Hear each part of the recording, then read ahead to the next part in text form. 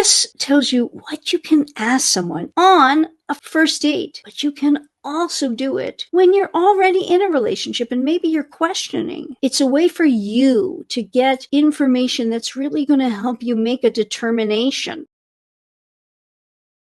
The number one question you can ask a man at any time to avoid the wrong man and avoid heartbreak. And if you don't know who I am to be talking about the number one question to ask any man to avoid heartbreak, I'm Coach Paula Grooms, a dating and relationship coach for women, licensed social worker, and author of the book, Why Won't He Commit? How a Man Decides to Make You the One. I coach you to find a Mr. Right, get an ex back, or grow an existing relationship with a man you truly desire so you create the relationship of your dreams and level up to the complete commitment you totally deserve. That's why you're here, I'm hoping. And if you are here on YouTube, please say hello and comment. Otherwise, I don't see you and I don't know you're here. And I would love to know you're here because I want to keep providing these lives for you, a place where you can come for Q&A. And if you haven't seen lives that I have done whereby I actually speak to someone, they are here, you hear their voice and we have a conversation so I can ask my questions because it's the best way I can give value to you. And you can talk to me live. Most women choose to use an anonymous name for themselves and the guy or guys they will be discussing. And you can do that by becoming a member of the 80/20 Wonder Club. That is in the description below. You can do that. And then when you become a member, you can just join monthly. You can cancel at any time. You can be on these lives actually talking to me live rather than just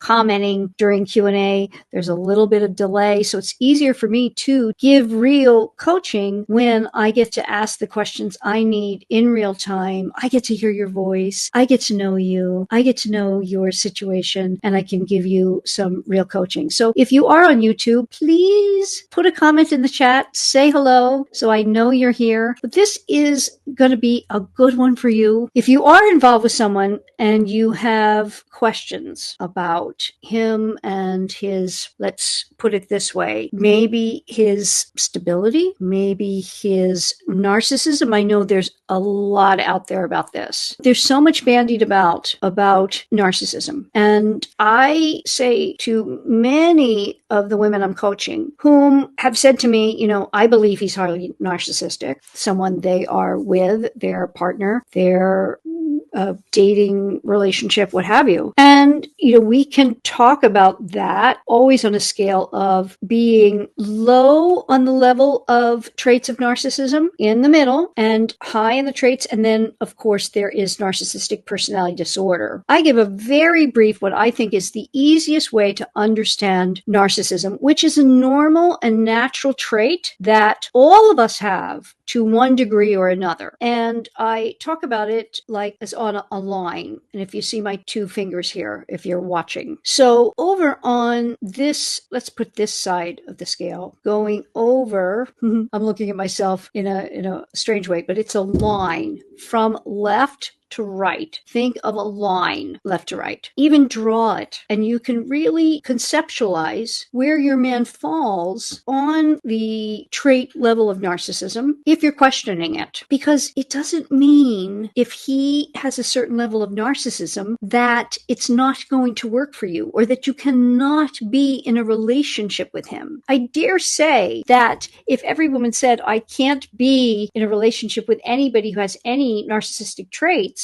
there would barely be a woman alive who would be with any man. In other words, there is a normal level of narcissism, and we all fluctuate within a normal band. So, for example, on this line from left to right, you want to think all the way on the left side of the scale would be someone which barely exists, and it only exists in extremely rare cases of, say, catatonia. It would be where there's absolutely no sense of self, and there's a catatonia whereby someone they're awake and they're aware, but you can take their limbs and put their limbs in a certain position and they'll just stay there. It's that level of catatonia we're talking about. Way over here on the left side of the scale. And as I said, extremely rare. And as we move up the scale, there is more of a sense of self, ego, etc. And most of us fall within a range of normalcy of what we call narcissistic traits. And some days we feel really good about ourselves.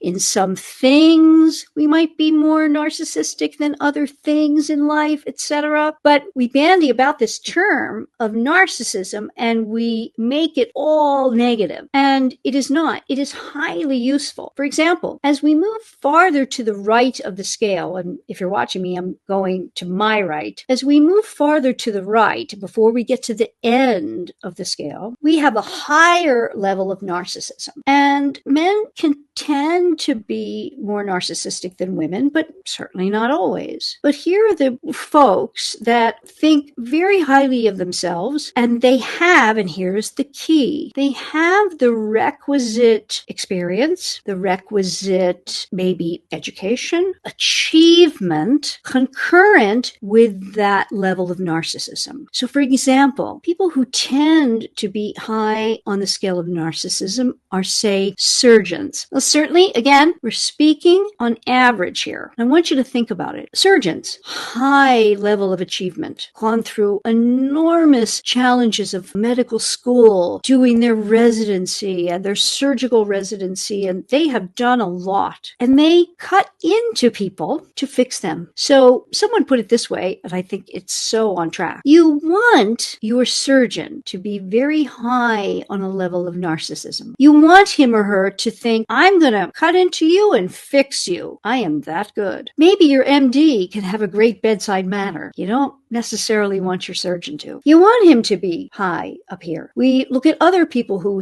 tend to be high on the level of narcissism. Politicians, some celebrities, very charismatic because they have a high level of confidence, but it is earned. When we go up here on the scale, which is between these folks that I just talked about and the very end of the scale, this high level of narcissism can be what is known as narcissistic personality disorder. And this tends to be whereby there is not a concurrent level of achievement, education, wherewithal. They have generally not done anything in their life that we would connote to their level of narcissism and bravado about themselves. These folks tend to not hold jobs, get fired from everything, have terrible interpersonal relationships. Now, I'm not saying that there can't be some overlap where I singled out surgeons. There are plenty of professions that it can be. I singled that out just to make a point, and that you want your surgeon to be narcissistic in a way. You want him or her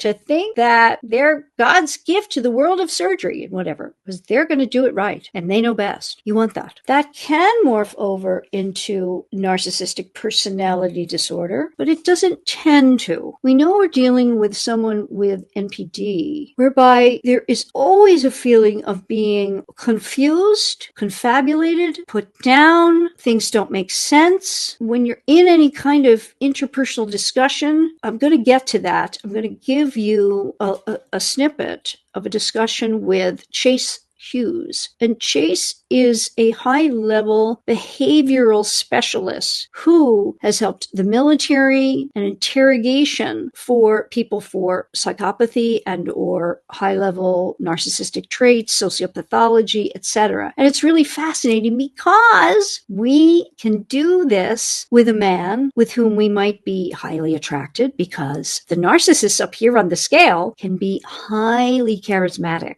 and we can fall for it. Again, it doesn't make everyone who has highly narcissistic traits to be impossible to live with. The narcissistic personality disorder is whereby the person does not have empathy and understanding of someone else's traits. This is not at all the case with people who are just highly narcissistic. It can. It's not an exact science, but make no mistake, and certainly it's my belief, that narcissistic personality disorder, which is its own thing, like I said, those people tend not to keep a job, have terrible interpersonal relationships with family members and others. They are generally in turmoil often. And if you've ever been in a relationship with someone who has the disorder or who is bordering on it, might be one of those who can hold a job and maybe has a very high level job and is impossible. You hear that a lot, just impossible to deal with because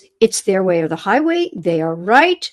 Everyone else is devalued, high level of devaluing others who do not agree. And this is with high-level narcissists at times, but not always. But when you get into the disorder, there's a period for people who have the real disorder. It is black and white of valuing in a huge way to start. But the minute something doesn't go their way, the person is totally devalued. You may have been a recipient of that in a relationship, and that's how you know.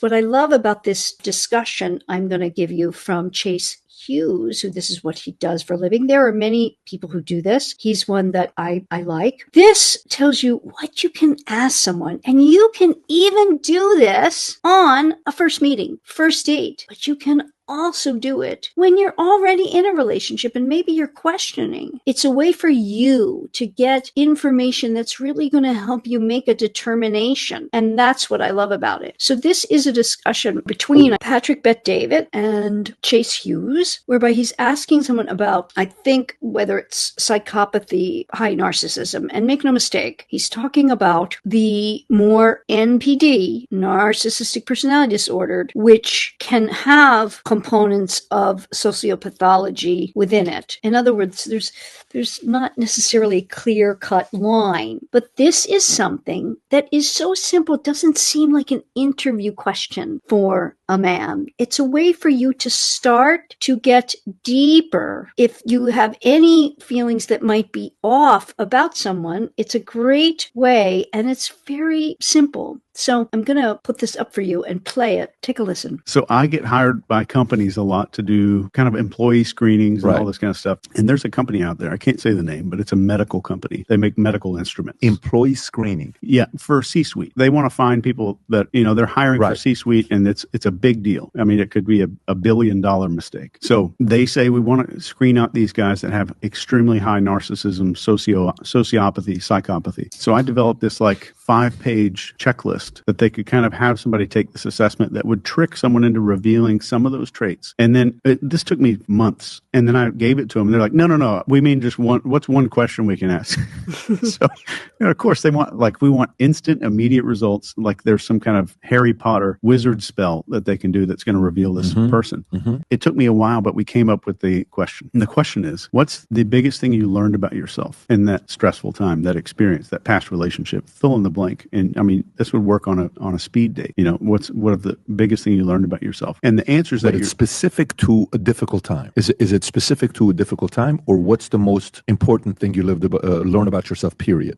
Specific to a difficult time. Okay. Got it. Or a stressful time. So for some people, they're going to say, well, I learned that I have a tendency to overdo things, or I lost my temper, or I did something wrong, you'll get genuine lessons from most people. And when you have, and this is not some definitive test. So anybody listening, this is not some crazy perfect test. But with the other people, you're a lot more likely to hear things like, I learned that I shouldn't trust companies right away. I should be a little more skeptical about what I'm getting myself into. I learned that I shouldn't make business deals unless I fully know somebody's background, because people aren't very trustworthy. Most people aren't trustworthy. So you're going to hear all kinds of blame shifting, even in the relationship question. I learned that I shouldn't open myself up to a partner right away because they're going to cheat on me. They're going to lie to me. So it's always somebody else's fault. And that's to this day, that's the first thing that they ask in interviews. You see, it is the blame shifting, and that's subtle. This is important for you to know, that you have to listen for the blame shifting. Very, very subtle, like I said. If he shifts blame a lot, that's really important. And you see, like Chase said, you could do this on a speed date. What was it? Tron, give me what's the most stressful situation you ever had at work? We might, may not, or anything like he's telling you, and here's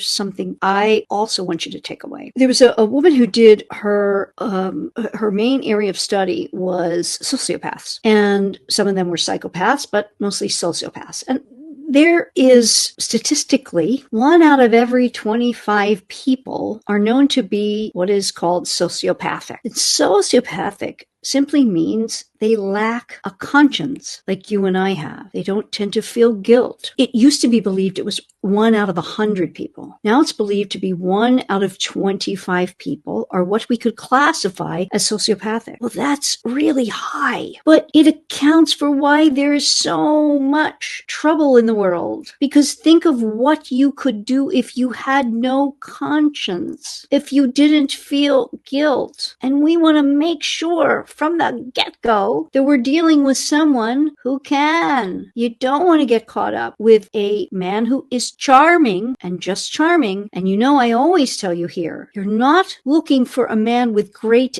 dating skills. You're looking for a man with great relationship skills. Many men who have great dating skills can be highly narcissistic, even sociopathic. They know what to do and how to act. Anyone who studies socio and psychopathology, they know that a psychopath studies other people to know the right emotions to go with a set of circumstances. And then they will act out those emotions because they know they should. But we want it to come from within. We want to know that a man has a conscience, feels empathy, concern. Remember, we did one of the last lives on the 3 main traits you want your man to have. Conscientiousness, which embodies so much about being loyal, responsible, caring, concerned, etc. Now, it doesn't necessarily encompass empathy, but it's more likely to if he's conscientious. Openness, flexibility. So, in terms of this question that you can ask, you will get a sense if he's shifting blame. He didn't learn anything. Well, that's telling. I learned that I can't trust others. I learned that somebody with money will screw me over. I learned that you women just all want XYZ. I learned that I have to be careful that women are after my money. Whatever. But you hear in those statements, no, there's not real insight as to, I realized that I tended to pick women who I was attracted to for the wrong reasons. Things like that. Well, that's a totally different thing. Insight into. I realized what I did that contributed to, etc. You can always follow up with things like, oh, that's interesting. Tell me more. How did you feel? To get him to say more. And it doesn't, what I like about it is that it's a veiled question. It's not something that is so overt that he will feel is more like an interview question. And if he balks at it, if you say, well, what did you learn about yourself from that difficult time? And you can prime it with, wow, that sounds really difficult. What was that like for you? Well, I find that the most difficult or challenging times in life, I learned a lot that carried me through other times. What did you learn from it? You see, you're softening it a little bit for a date or even somebody you're seeing now. But I really like this because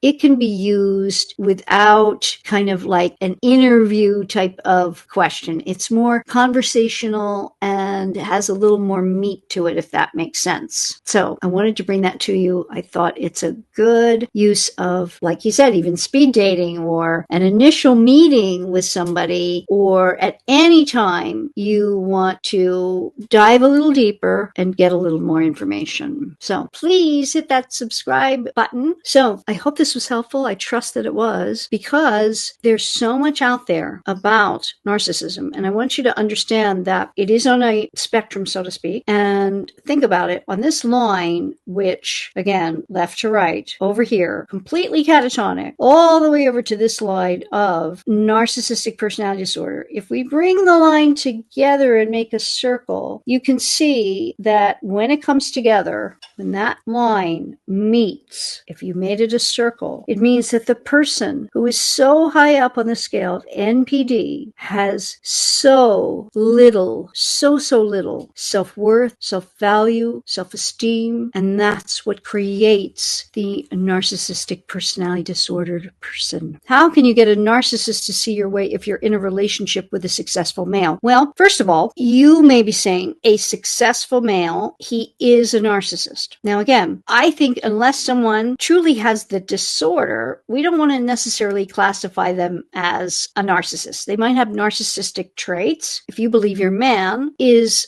high on the level of narcissism, or do you believe that he might be narcissistic personality disordered? Very different. And in this question, if he has concurrent things in his life that, like you said, successful, so he feels like he's earned some of it, arrogant, okay? Yep, comes with the territory sometimes, difficult. You're going to have to learn high level sexy mother to help soothe and tame for him to want to please you, because it's interesting, fun, and it's not challenging him. But say you are married and you want him to see something by way of what you're going to spend the money on for the children. So you want daughter to have ballet lessons, and he thinks that's a waste of money because she should be doing something whereby she's going to learn something that she'll be able to make money at and go to school for, and et cetera, et cetera. And so he thinks it's a waste of money for the ballet lessons. So you use sexy mother rather than coming at him from a rational standpoint, which will be seen as a challenge to his maybe what he feels is his, you're saying he's arrogant, so he feels maybe he has a better grasp of things than you do, certainly financially, if he's successful and he's making more money, et cetera, comes with a whole host of things. So it's coming at him from the feminine. And it's like, honey, if she does ballet, she's going to feel so great about herself. And just like, how it might attract you that I'm feminine and my movements are fluid, and we want her to do really well in life. And this will just help her a little bit. It would make me so happy, and she would be so happy with these lessons. Please think about it. I know you want to make us happy. Now that may make you feel like, ugh.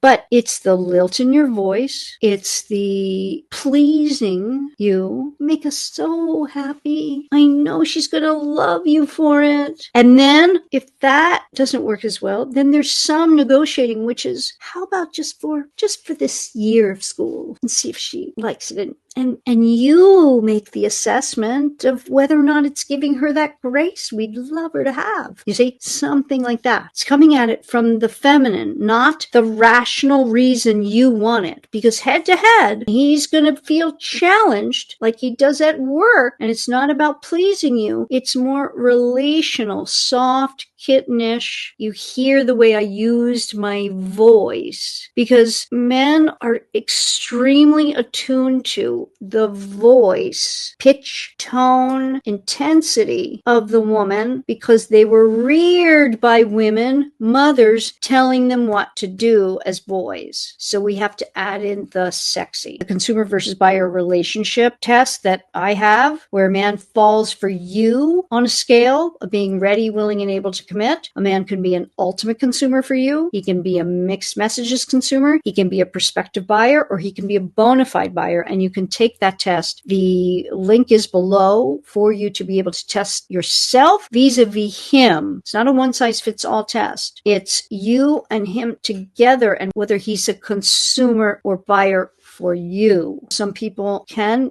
be arrogant or show bravado as a defense mechanism. But generally speaking, like I said, if he's towards the end of the scale, but not at the end, just high level narcissism. People who fall in high level narcissism are highly successful, highly successful. We can say, no matter what you think of him, Donald Trump, narcissistic, meaning he believes in his abilities. I'm great. I'm successful. I do what I say what I'm going to do. I'm the greatest. I can be the greatest president of all time. Yeah, he's up there in that group. Does that mean that there's evil intent and all the stuff that's bandied about? No, he's what we would call typically a lovable narcissist. Surgeons, pilots, we want those people to believe in who they are, believe in what they're going to do, handle things correctly. It's an extremely useful trait, and it is like Darwinian. The men who had this trait in our earliest times, where they were going to go hunt a 2-ton boar with a little stone that they whittled